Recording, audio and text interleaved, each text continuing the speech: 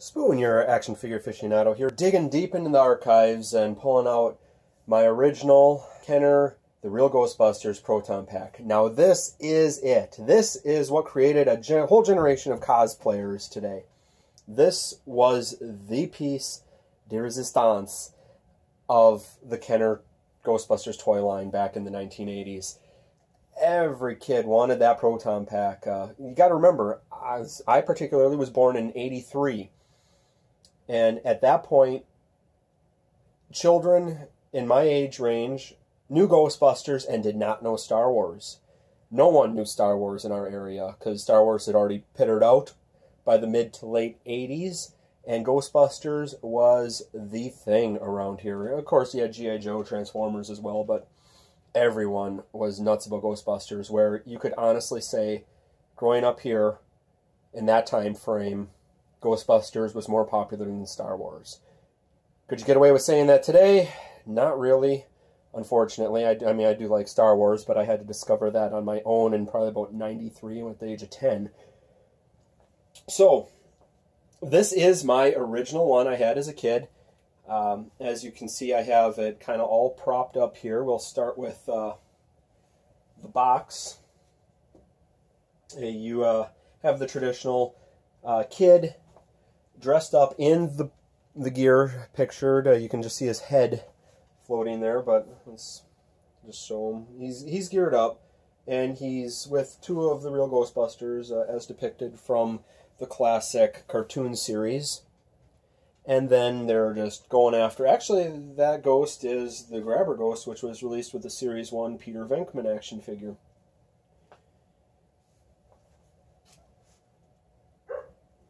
Back of the box, just got your typical layout on what's all included, stuff like that. No real interesting graphics there, because this the graphic itself is just an adhesive label put on top of the cardboard box. All right, and moving on to this, it did come with your own PKE meter. Let's just bring it in a little bit, and you get the decal here with a ghost. Let's see, I haven't used this in probably a long time, well over 2 decades, so it still does the clicking function. On the back there's a little knob. You got to spin it, it's going off the charts. We have a ghost. So this was a cool thing, and it had the clip here so it could go on a belt or anything like that, and I played with this a lot. And you're not a Ghostbuster unless you have an armband to go with, right? They're classic patches on their suits. So you had an armband, which I know I wore a lot.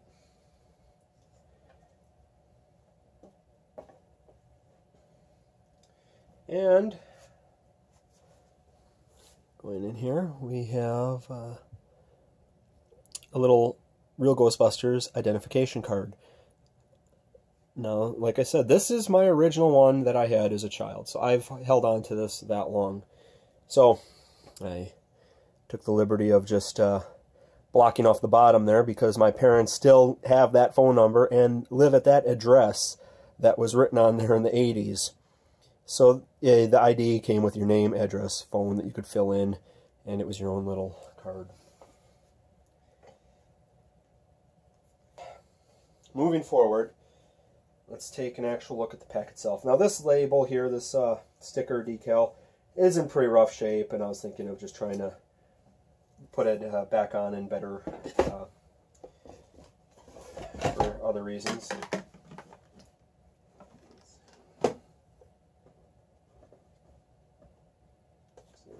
Hold up there. Alright. So I got some slight discoloration across the seam there. Gluing. Can do that to plastic over time. The decals on this are actually held up really well. And there is your proton stream noise. You can see the cord here. I remember this came off a lot, but I'm not even going to try to budge it in this day and age. You can see how it's been folded up, and honestly, it's in better shape than I thought it would be pulling it out of the box just recently. That would connect. Let's see if I remember how to do this. So it would attach right on like that. You get yourself a nifty little proton pack. Ghost trap would also go on there too, which maybe I could cover that in the ghost trap another review. I know I got my old ghost trap somewhere. The rest of these decals actually look really nice. Yeah, this one even has caution with, well, what would be known probably as the Zelda Triforce at this point. This one's a little loose down on the bottom here. But to think that I actually would wear this around and I fit into this thing at once upon a time is just amazing. You just had the straps. They were adjustable. So you could get it to whatever size you needed it at. And it's actually printed upside down. And see the copyright, 1984. Okay, so I still have this. This was your Proton stream for the old pack. You don't see these as much nowadays. If you find the pack, to get the actual foam Proton stream, nothing more than a water noodle really would be sufficient. And it really does look like at some point I must have been hungry and tried taking a bite out of it. But that's just... There you go. You slide in there and you have your proton effect, which is illustrated there on the box.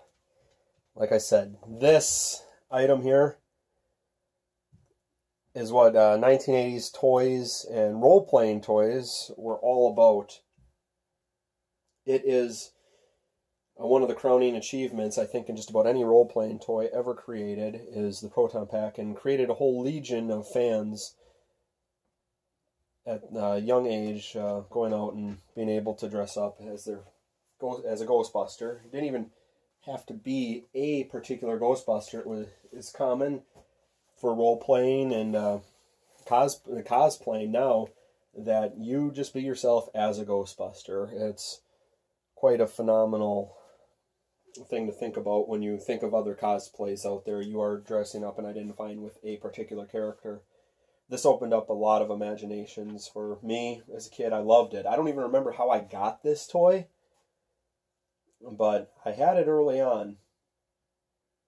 So in conclusion, I'd say this is a great toy for any fan of just 80s toys or Ghostbusters collectibles.